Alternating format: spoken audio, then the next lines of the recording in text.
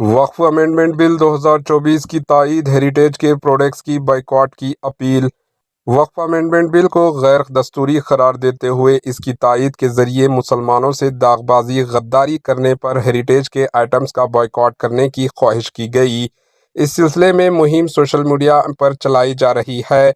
इस मुहिम के हिस्से के तौर पर पड़ोसी रियासत आंध्र प्रदेश के चीफ मिनिस्टर व टीडीपी के सरबराह चंद्रबाबू नायडू की अहलिया भुवनेश्वरी की मालकियत वाले हेरिटेज इदारे की जानिब से तैयार किए जाने वाले प्रोडक्ट्स की निशानदेही की गई और इन प्रोडक्ट्स का बॉयकॉट किया जा रहा है। Bureau report, AHN news.